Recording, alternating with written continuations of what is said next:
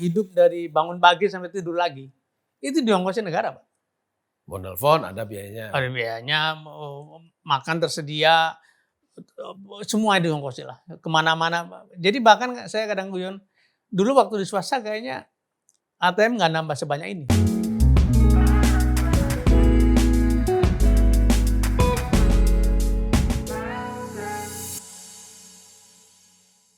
Tata kelola itu sering menjadi kata yang diceramahkan, dikuliahkan di mana-mana.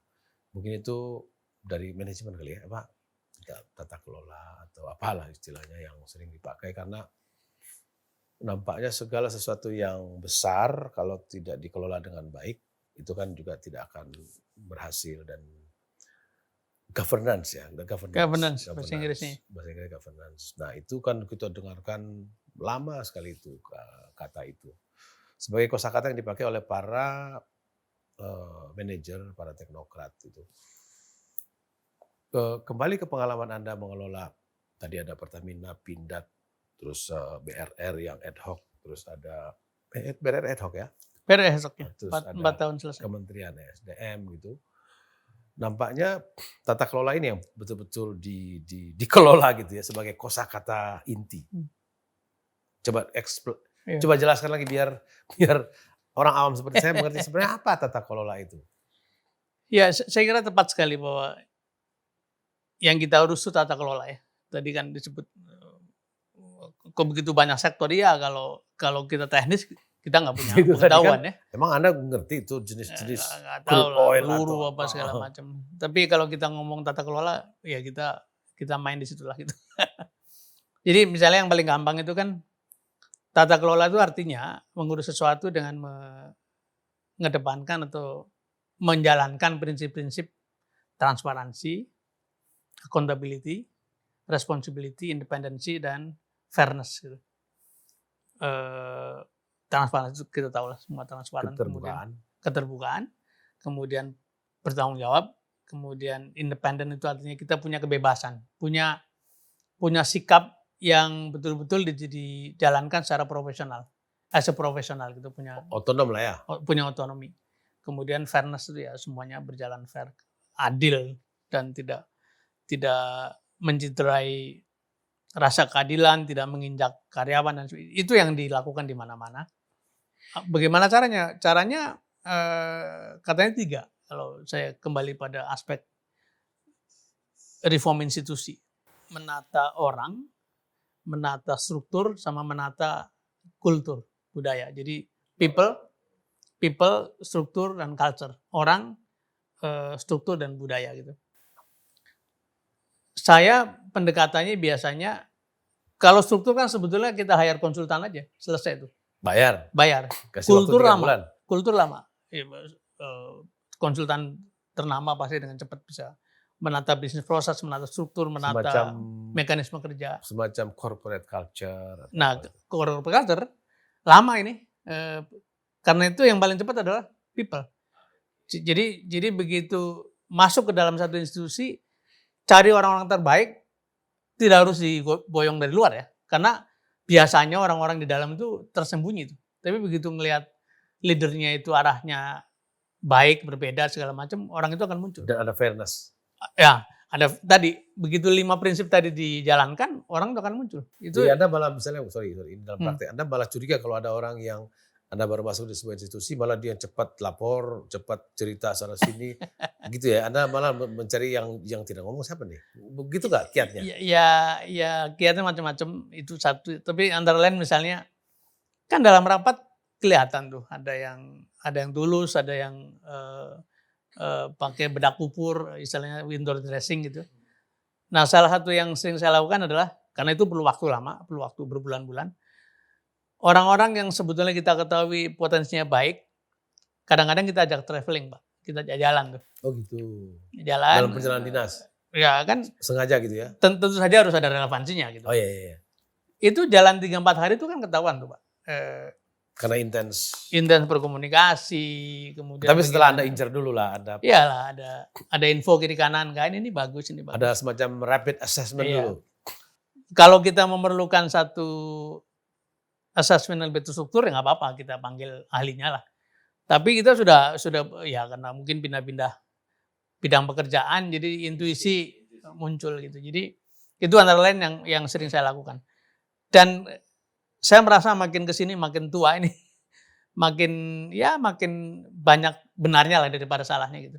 Mungkin ada suatu titik di mana kita juga udah kehilangan ketajaman. Tapi ketika di SDM, ketika di Pindad, ketika di mana PRR kan saya orang pertama yang ditelepon Pak Kuntoro setelah beliau ketemu presiden kan. Dapat SK. Betul. Belum SK baru ditelepon ditugasi kemudian akhirnya kita berdua lah yang memikirkan siapa core timnya segala macam. Jadi banyak kasus yang saya merasa bahwa nggak jelek dalam memilih tadi tim inti menuju kepada governance. Jadi singkatnya adalah 5 prinsip itu bisa diterapkan kalau kita punya the right people, orang-orang yang tepat di bidang masing-masing. Jadi daripada mengubah kultur yang mungkin bisa panjang, Anda mulai dengan memilih orang-orangnya dulu ya. Karena orang ini begitu dipakai, ditaruh, dia akan mengubah kultur dengan sendirinya tuh. Daripada kita berteori bagaimana melakukan perubahan kultur gitu ya. Karena biasanya kan kayak sepak bola misalnya Barcelona gitu ya, total football, culture-nya kan sudah ada. Iya. Tinggal cari yang cocok. Atau bilang kamu harus cocok, kamu ada training dulu untuk cocok gitu. Iya. Kalau ini kan orang yang dipilih, tapi bisa jadi mereka beda-beda nggak style, gaya, karakter. itu barangkali salah satu rahasia nih. Rahasia nih. Saya sangat percaya pada sesi yang namanya team building gitu. Jadi walaupun sudah senior saya ajak outing, saya ajak diskusi, saya ajak di SDM itu dulu ada namanya Leaders Forum.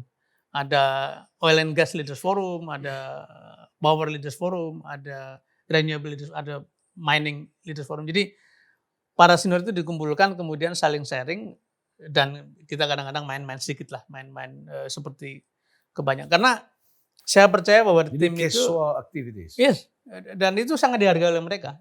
Karena biasanya makin ke atas kan makin jaim tuh. Tapi kita buka semua. Kita buka semua. Sampai t-shirtnya sama gitu untuk menghilangkan segala macam simbol-simbol. Tidurnya misalnya ada pusiklat di Bandung yang tidak pernah ditiduri oleh pejabat karena selalu di hotel. Kita tidur di pusiklat aja gitu. Karena apa? Dan itu harus dimulai oleh yang tertinggi dong. Misalnya Persis. Anda waktu itu mimpin, kalau harus tidur di situ. Iya dong. Yeah. Masa nyuruh-nyuruh orang aja. Nah karena dua aspek kalau kita mau jaga tim itu untuk menjadi tim yang efektif. Nomor 1 harus produktif, harus bisa mencapai target. Yang kedua harus kompak, harus kohesif. Nah kekompakan ini dibangun sambil jalan akhirnya membuat mereka menjadi lebih produktif. Jadi membangun struktur yang baik juga akan ngikut. Struktur sebenarnya bisa fardu kifayah. Sambil jalan lah ya. Yang wajibnya justru memilih orang. Anda percaya itu ya. Tapi kalau tudingan bahwa katakanlah di sektor publik tadi sebagian orang baik itu orang bagus, baik, pinter, dedikatif, cemerlang, tapi kadang-kadang bisa hilang dalam periode godaan karir atau jabatan itu karena pendapatnya banyak, tapi pendapatannya kurang. Maksudnya dia pintar, banyak pendapat, tapi pendapatan kurang. Itu mungkin 5-10 tahun lalu kita bisa ngomong begitu ya. Tapi sekarang menurut saya sih pendapatan pegawai negeri relatif lebih baik.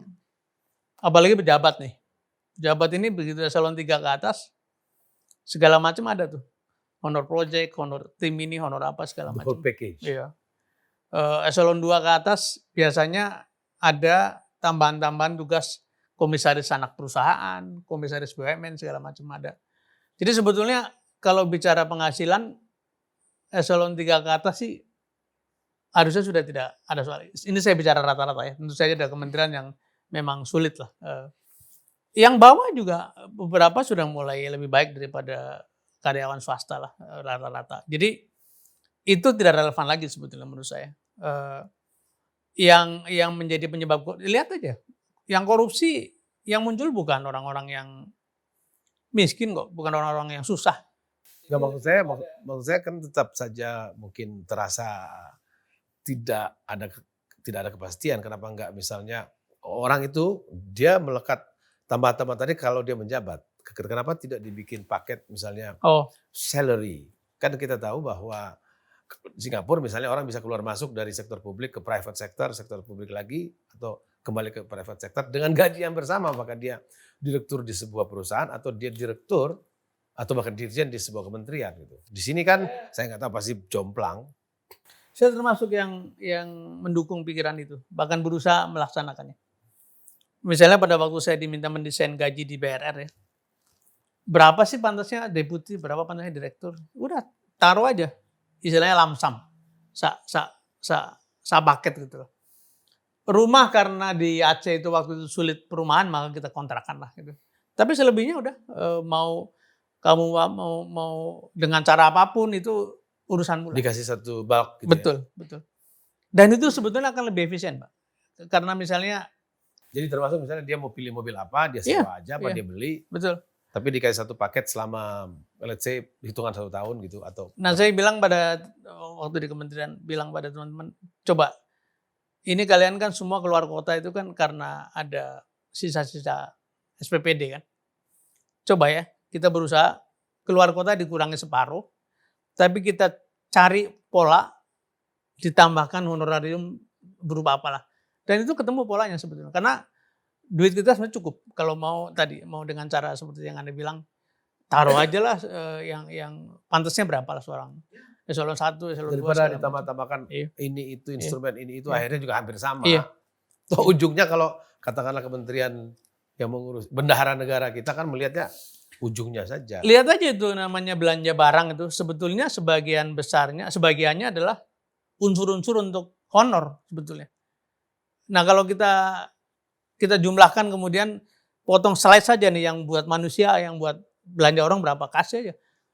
Mungkin ada isu mengenai nanti kalau pensiunnya bebannya bagaimana, tapi itu sesuatu yang bisa dicari kan, dicari solusinya. Jadi saya termasuk yang sepakat dengan tadi dan kalau pemerintah punya keberanian sebetulnya uang kita cukup kok untuk melakukan itu.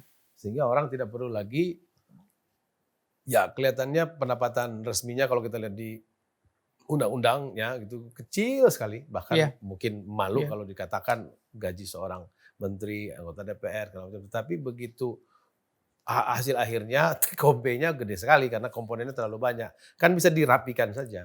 Itu contoh ya, saya menteri gaji resminya 19 juta kan kalau nggak salah. Makanya kita guyonan kelompok G19 gitu ya, Oh. grup 19. Tapi sebetulnya penghasilan realnya itu jauh lebih besar. Misalnya kita dikasih uang operasional, sebagian besarnya lamsam. Dulu ada itu dana taktis. Itu Saya nggak punya dana taktis. Oh. Tapi dana operasional ada sekian persen itu bisa diterima langsung.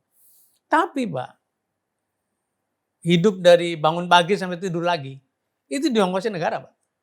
Mau nelfon ada biayanya. Ada biayanya, makan tersedia, semua diongkosin lah. Kemana-mana. Jadi bahkan saya kadang guyon, dulu waktu di swasta kayaknya ATM nggak nambah sebanyak ini, uang di ATM gitu. Sekarang kok nambah? Artinya apa? Sebetulnya cukup tuh. Cuman cara memberikannya itu tadi kayak nggak bisa berubah gitu. Agak bertele-tele gitu. Iya. Padahal kan digampangkan saja supaya orang juga punya Iya. perkiraan pendapatan waktu dia mau berkarir di situ. Betul. Sebenarnya anak-anak muda sekarang kan, apalagi sekarang kalau sudah bisa bebas orang ada Dari swasta bisa masuk ya. dari swasta bisa masuk ke Iya. jabatan-jabatan yang bisa dibuka gitu ya. Benar kan? Iya. Dan itu kan bagus juga. Saling Setuju. ada cross antara culture di sektor swasta atau private sector dengan sektor publik. Iya. Dan sebetulnya mereka bagus, sama-sama bagus. Anda setuju nggak itu? Itu sebenarnya sudah ada di dalam undang-undang ASN ya, bahwa bahkan dari mulai eselon 3 sekalipun boleh mengundang. Pelaksanaannya kan tidak segemuruh. Ya waktu undang-undang dibikin. ada yang bersemangat untuk menutup kembali. Bahkan yang jadi penjaga itu kan namanya Komisi Aparat Sipil Negara kan.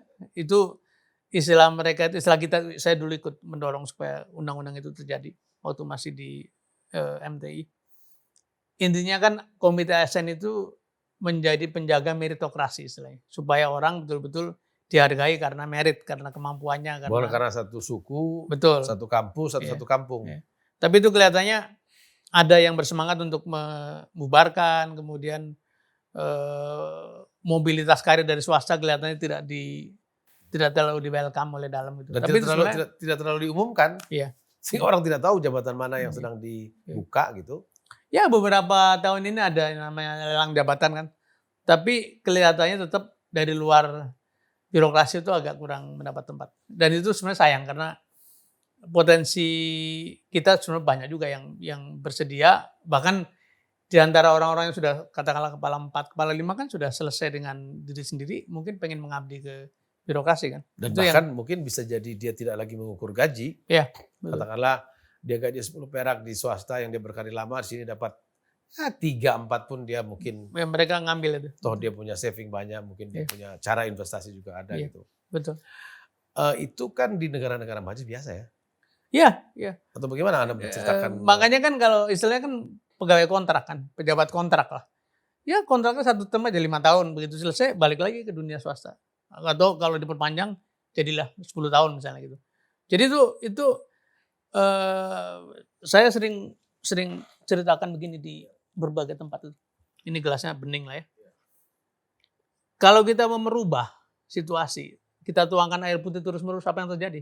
Kan cuma lebar doang. Tumpah gitu ya.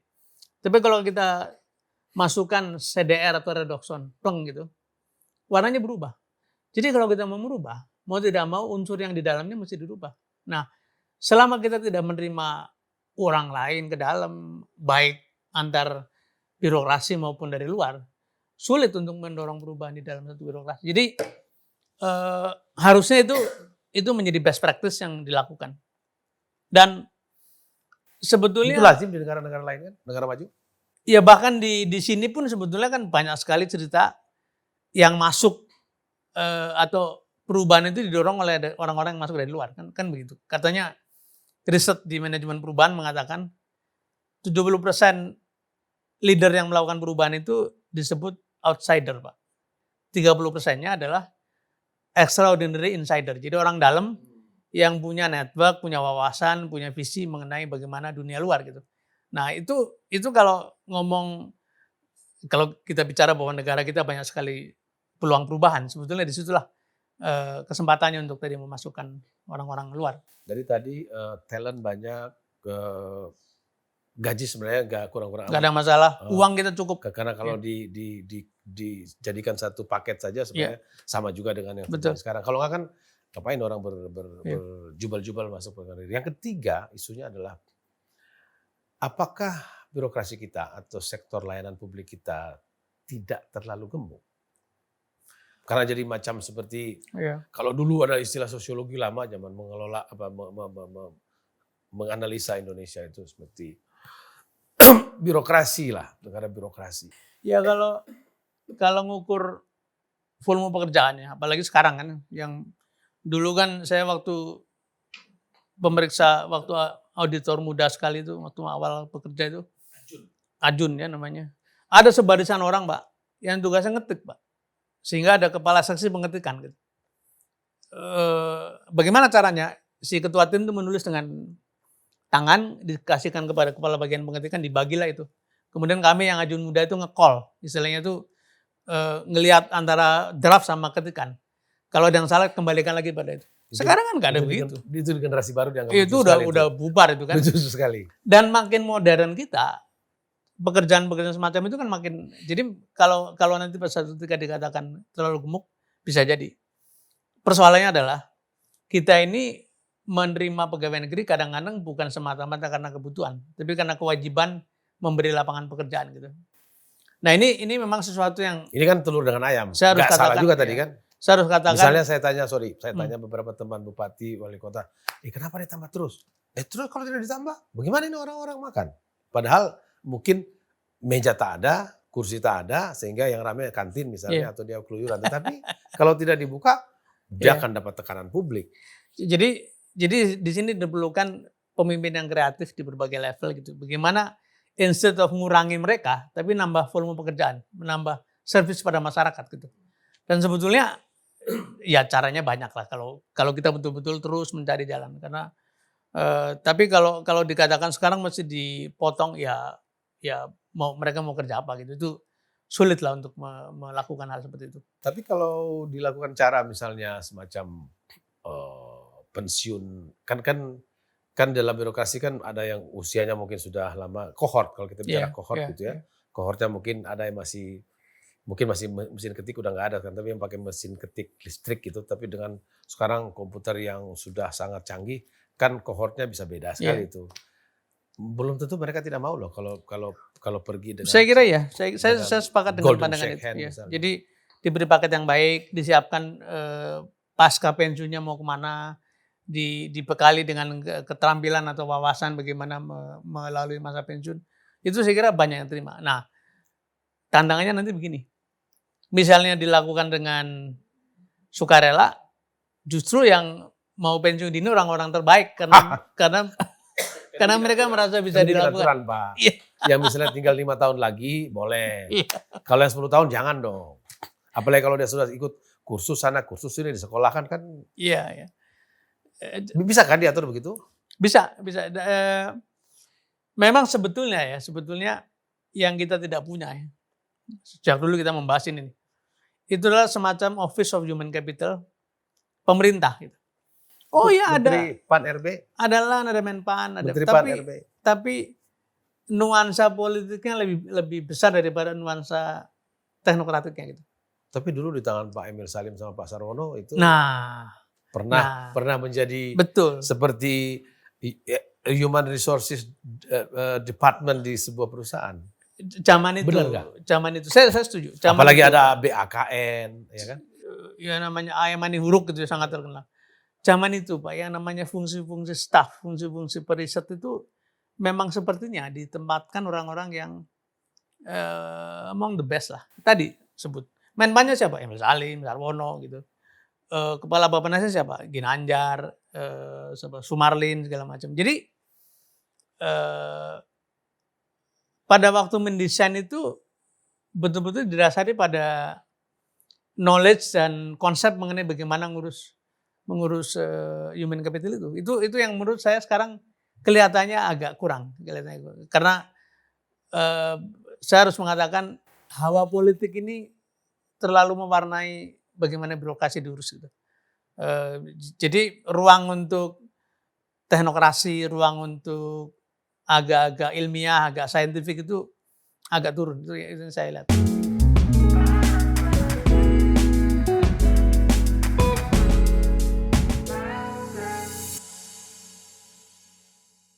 Korupsi mengalami pendangkalan makna gitu. Seolah-olah korupsi itu istilah netral. Bahkan ada yang berpandangan mungkin ya itu kawan tertangkap karena apa saja gitu. Atau karena kurang canggih gitu. Atau juga ada yang bilang kurang nyawer. Iya, bisa kurang rapi segala macam. Jadi itu seperti perbuatan normal yang kemudian bisa dikelola, kalau dikelola dengan baik maka lolos lah.